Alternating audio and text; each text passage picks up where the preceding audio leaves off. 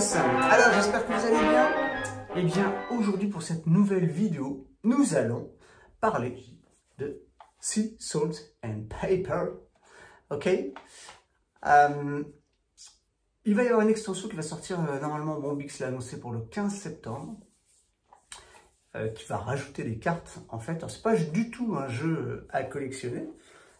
C'est vraiment un jeu de pli qui a été publié par Bombix, édité par Bombix, et c'est surtout un jeu de Bruno Cathala et de Théo Rivière, les fameux. Alors je vais vous expliquer dans cette vidéo qu'est-ce qu'il y a dans cette petite boîte, un peu l'esthétique du jeu, et nous verrons les règles en fait, comment on joue à Sea Salt and Paper, parce que eh bien, moi j'adore ce jeu, mais quand je commence à expliquer les règles à des amis, ils me disent oh là là, c'est un peu compliqué. Alors qu'une fois qu'on connaît les règles, ben c'est relativement simple. Et puis en plus, il y a des tonnes de possibilités stratégiques pour remporter une partie de Sea Salt and Paper. On regarde ça tout de suite. Alors, qu'est-ce qu'on a dans cette petite boîte de Sea Salt and Paper? Vous voyez, du coup, quand on ouvre, ça prend vraiment toute la boîte. Et vraiment l'économie d'espace. Et ça, c'est très important parce que, comme vous le voyez, on est sur une thématique de la mer. Donc, qui dit thématique de la mer dit thématique un peu environnementale. Donc, vous voyez, le jeu, la boîte, en tout cas, optimise l'espace. On va y retrouver, alors, une règle de jeu. Voilà, que je déplie parce qu'elle est dépliable comme ça. Donc il y a une partie en anglais, voilà, et une partie en français. C'est relativement court, c'est assez bien imagé, voilà, donc c'est assez clair. Il faut prendre un peu le temps de le lire, et on va revenir sur les différentes règles par la suite. Donc on a ça, on a bien sûr des aides de jeu quelque part, pour rappeler les différentes phases du jeu. Et vous avez également, et ça c'est à souligner, voilà, en fait des équivalents color add, donc pour les gens qui seraient daltoniens, donc pour avoir un équivalent de symbole par rapport à une couleur de carte. Alors, vous avez dans Sea Salt and Paper toujours des cartes qui ont déjà un fond coloré. Voilà, donc de très belles couleurs, je vais passer un peu vite. Et vous avez donc une icône, qui, on va voir un peu à quoi correspondent les différentes icônes. Et vous avez toujours le symbole ici, alors on ne voit peut-être pas bien, on va prendre sur une carte bleue, un symbole, voilà, ici, qui va dire pour quelqu'un qui est daltonien, donc s'il peut rapprocher cette carte, qu'on est sur du bleu clair. Voilà. Et on va avoir toujours dans la partie centrale, le gros de la carte, donc des icônes qui sont en fait des origamis, voilà, sur le milieu de la mer. Alors vous avez des coquillages par exemple, on a des bateaux, on a des crabes, des pingouins, des requins, des nageurs, j'ai déjà dit, voilà, et vous allez avoir des poissons, vous allez avoir aussi des figures un peu spéciales, vous allez avoir des pieuvres, voilà ici, des poulpes si vous préférez, et voilà, et je crois que j'ai fait à peu près le tour. Alors sachez que à chaque fois vous avez même pour un coquillage, une couleur différente. Donc les coquillages ne sont pas tous bleu clair. Et on va revenir après sur les différents types de cartes. Voilà comment se présente le jeu. Voilà, avec le dos de cartes. Donc on a des belles couleurs, des beaux symboles, des beaux origamis. C'est vraiment un jeu qui est très très plaisant, très très joli, très très esthétique, très, on va le voir, fonctionnel également.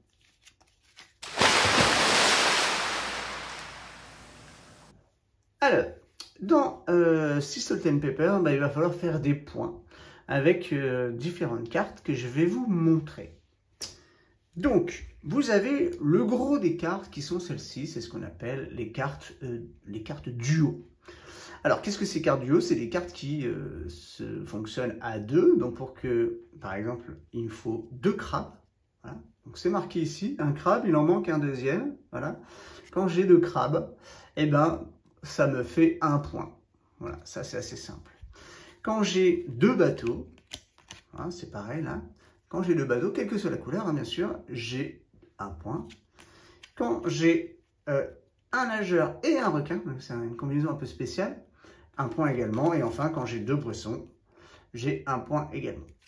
Mais en plus de cela, quand vous combinez 2 crabes, vous allez avoir un effet sur le jeu.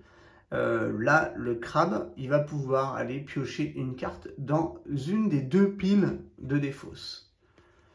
Le bateau, l'effet, c'est que vous allez pouvoir rejouer. Le requin et le nageur, l'effet, ça va être d'aller piquer une carte dans la main de l'adversaire. Et enfin, le poisson, c'est très simple, vous allez pouvoir repiocher une carte au hasard, enfin pas au hasard, c'est dans la pioche, pardon. D'accord? Donc ça, ce sont les cartes duo. Vous avez ensuite les cartes que j'appelle un peu à collectionner. C'est-à-dire que par exemple, vous avez les coquillages, et en fonction du nombre de coquillages que vous avez, bah, vous avez plus ou moins de points. Si vous avez un coquillage 0 points, 2 coquillages ça fait 2 points, 3 coquillages 4 points, 5 coquillages 6 points, 6 coquillages 8 points, et ainsi de suite. Et forcément, il y a autant de coquillages disponibles dans le jeu que de nombre qu'il y a ici. Donc 1, 2, 3, 4, 5, 6. Il y a 6 coquillages dans le jeu. C'est la plus grande carte à collectionner. Vous avez également les pieuvres, on va dire ça comme ça.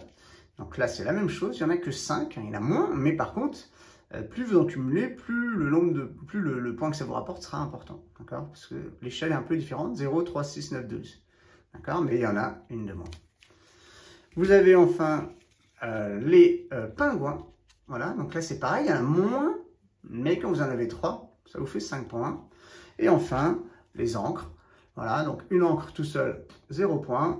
Par contre, quand vous en avez 2, c'est direct 5 points. Mais il n'y en a que 2 dans le jeu. Voilà. Donc il y a un équilibre entre le nombre de points que ça peut vous rapporter et, disons, la difficulté que vous avez pour pouvoir les piocher. Vous avez ensuite ce que j'appelle les cartes qui vont affecter des multiplicateurs bonus. Par exemple, le phare. Voilà, donc le phare va vous rapporter 1 point par carte bateau que vous avez dans votre main ou posé sur la table si vous avez fait un duo et activé un effet. La carte poisson, c'est pareil, 1 point par poisson que vous avez dans votre main ou activé sur votre espace de jeu. La carte comme celle-ci, donc va alors du coup va vous rapporter 2 points par pingouin. Alors on a vu que les pingouins, il n'y en avait que 3. D'accord? Et enfin, la carte bonus encre, donc elle vous rapporte 3 points par encre que vous avez. Mais on l'a vu tout à l'heure, hein, les encres, il n'y en a que 2 dans le jeu. Donc voilà, là aussi, il y a un équilibre de multiplicateurs. Et vous voyez, ces multiplicateurs sont en un seul exemplaire dans le jeu. Et enfin, nous avons les cartes sirènes. Voilà. Alors, le premier effet des cartes sirènes, c'est si vous avez les 4 sirènes, vous gagnez automatiquement la partie 1. Pas la manche, mais la partie. Donc, voilà, il n'y en a que 4, mais si vous arrivez à les cumuler, ben, vous gagnez la partie automatiquement. Autre effet de la sirène, qui est vraiment particulier, et on va revenir sur le comptage de points, c'est qu'en fait, elle va vous rapporter 1 point pour votre couleur majoritaire dans votre main et sur votre zone de jeu. Par exemple, si j'ai une sirène et que j'ai voilà, ces cartes-là, hein, au hasard, et bien du coup, ma sirène va me rapporter 2 points parce que j'ai 2 cartes bleues foncées.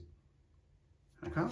Si j'ai une deuxième sirène, voilà, et bien là, va regarder toujours 2 points pour mes 2 cartes foncées, mais 1 point, enfin, après on va regarder la deuxième majorité de cartes, et bien là c'est bleu foncé, bleu clair ou vert, et bien ça va me rapporter 1 point, on considère l'une ou l'autre, et pas les deux, bien entendu, voilà, et ainsi de suite.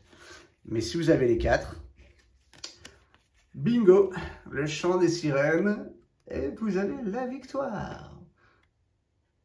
Alors, comment on joue à ces Salt and Pepper? C'est très simple quand même, hein. Donc, chaque joueur commence et il n'a pas de carte dans sa main. Voilà, ses mains sont vides. Alors, c'est un jeu qui joue de 2 à 4 joueurs.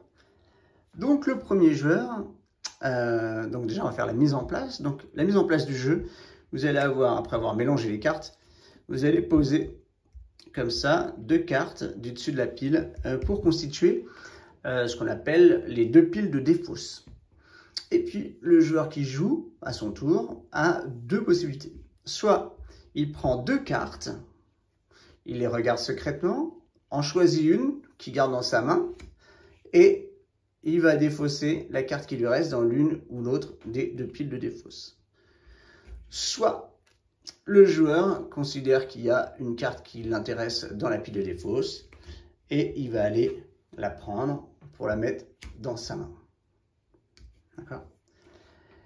Si, par exemple, un joueur joue et qu'il y a une des 2 piles de défausse qui est vide, comme ici, et qu'il choisit cette carte-là, il va forcément mettre la carte qu'il défausse dans la pile de défausse qui est vide. Il n'aura pas le choix. Voilà.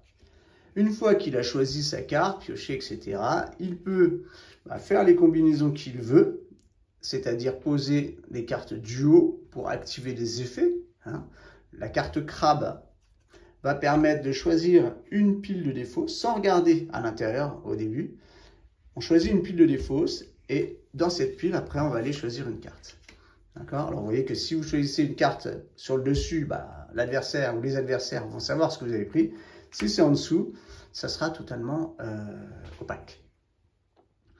Vous allez pouvoir jouer comme ça vos cartes duo. Hein, donc les bateaux.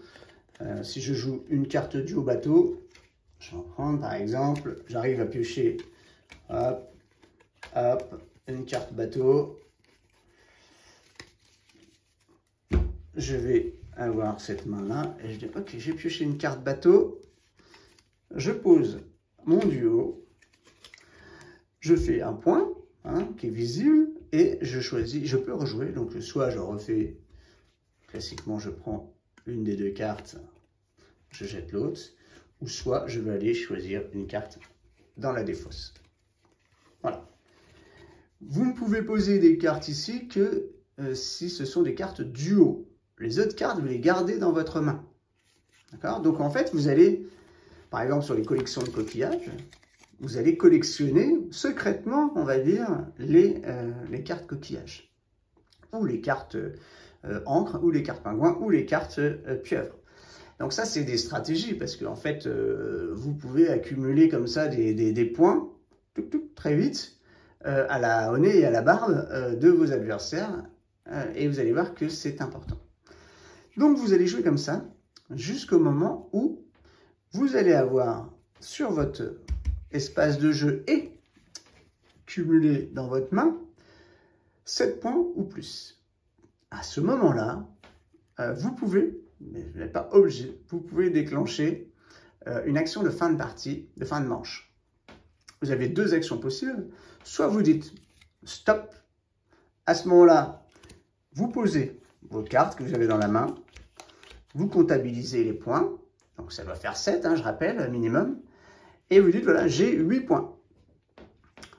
Les adversaires font de même, placent leurs cartes devant tout le monde et vont comptabiliser leurs points. Et vous allez donc du coup faire le compte des points. Donc le premier joueur a 8 points, le deuxième a peut-être 3 points et le quatrième, même s'il a plus, il a plus. Ça, c'est une des possibilités. L'autre possibilité, c'est de dire dernière chance. Qu'est-ce que ça veut dire dernière chance? C'est-à-dire que, pareil, vous allez poser vos cartes et dire, j'ai 9 points. Ok? Donc, les adversaires vont avoir le droit de jouer un dernier tour. D'accord? C'est-à-dire que même s'ils ont des cartes bateau, ils vont pouvoir avoir plusieurs cartes, mais ils jouent un dernier tour. Et l'objectif des autres joueurs, ça va être de faire plus que si vous avez fait 9 points. D'accord? Si personne ne fait plus que vous, vous allez gagner le nombre de points que vous avez fait, plus ce qu'on appelle le bonus couleur. C'est-à-dire que là, par exemple, mon bonus couleur, eh bien, c'est, voilà, j'ai 3 cartes noires. Hein, si vous n'êtes pas sûr, vous regardez les symboles, hein, même quand on n'est pas daltonien, ça peut être utile. Et donc, vous allez avoir un bonus couleur de 3. Donc, vous allez avoir, si j'ai fait 9 points, plus 3, je vais avoir 12 points. Alors, si un adversaire fait plus que vous, hein, vraiment strictement supérieur à vous, à ce moment-là, bah, vous ne ferez que votre bonus couleur, donc ici 3 points, et l'adversaire fera son décompte de points classique. Autre possibilité, mais c'est assez rare, si vous n'avez plus de cartes en pioche, à ce moment-là, il n'y a pas de décompte de points, donc 0 décompte de points. Quand on joue à 2, l'objectif c'est d'être le premier joueur à avoir 40 points ou plus. Si vous êtes à 3 ou 4, alors à 3 c'est 35 points il me semble, et à 4 c'est 30 points. Voilà, en fonction du nombre de joueurs, le seuil à atteindre pour gagner une partie est moins important. Voilà, vous savez tout sur Sea Salt and Pepper. Alors, tout ou presque, parce que vous voyez que le décompte de points peut être un peu complexe, mais quand on a l'habitude, ça va assez vite. Vous avez toujours 1 point par duo, d'accord? Vous avez toujours, après, les cartes bonus à bien considérer. Donc, vous avez les collections. Donc là, par exemple, si j'avais 3 pieuvres, je pourrais avoir 6 points. Donc, 6 plus 1, voilà, 7. Et puis, si j'ai, par exemple, un pingouin plus un multiplicateur de pingouins, bah là par exemple j'ai 1 point et 2 points, donc ça fait 3 points, donc je pourrais avoir 10 points, et si personne n'a plus que moi, je rajouterai mon bonus couleur pour faire le décompte de points. Voilà comment se joue Sea Salt and Pepper. Alors vous voyez qu'avec ces choses-là, il y a plusieurs stratégies possibles. Ça peut être essayer d'aller cumuler des pingouins, des crabes, pas des crabes, des coquillages pour faire des points de manière le plus opaque possible, sans en prendre ici, quoique voilà. Ça peut être essayer, bon c'est assez difficile hein, de capter les 4 sirènes. Ça peut être aussi pour éviter une trop grande désillusion, finalement garder que les cartes d'une certaine couleur, hein, comme ça vous êtes sûr que si vous faites dernière chance et que vous n'y arrivez pas, vous avez quand même un certain nombre de points qui vous permet de ne pas être trop dépassé. Voilà, vous avez pas mal de choses. Il y a aussi, vous pouvez essayer d'aller voler clairement les cartes de l'autre, ça va casser en fait ses potentielles collections. Vous avez vraiment beaucoup de stratégies simples, hein, mais beaucoup de stratégies possibles à Sea Salt and Pepper. Donc tout ça dans une dynamique de jeu qui est très très rapide hein, quand même. Alors vous l'avez compris, ce jeu en fait, une fois qu'on a appris un peu les règles, en plus d'être vraiment très beau, hein, eh bien, en tout cas chez moi, il est vraiment addictif. Je trouve, voilà, ça joue très vite. On a envie de dire, ok, là, il faut que je fasse plus que mon adversaire. J'arrive avant lui, donc des fois c'est stratégique de dire stop, ou des fois on a envie de risquer pour avoir plus de points et aller récupérer la distance par rapport à son adversaire. Donc c'est vraiment un jeu très complet, il est très équilibré aussi sur les points, les capacités, les stratégies, ce qui en fait un jeu vraiment très agréable à jouer une fois qu'on a intégré les quelques règles. Alors, ouais, ils disent 30 minutes pour une partie, donc vous faites une manche, hein, et le premier arrivé à 30, 35 ou 40 points sur le nombre de joueurs gagne la partie. Alors, moi, je ne sais pas si des gens entendront ce message, mais s'il y a des gens sur Dijon, et puis peut-être après, on verra avec l'éditeur, mais je serais vraiment motivé, et je le suis hein, déjà, pour créer peut-être un tournoi. Voilà, un tournoi. Alors, qui dit tournoi dit place, qui dit peut-être récompense, un tournoi gratuit, payant à voir, mais de ce magnifique petit jeu. Si vous êtes sur Dijon ou aux alentours et que ça vous intéresse, de me filer un coup de main sur l'organisation d'un tournoi, eh bien, n'hésitez pas à me mettre un petit commentaire. Voilà, et n'hésitez pas bien sûr à liker la vidéo et à la partager le plus possible. À très bientôt les Ludicos. Ciao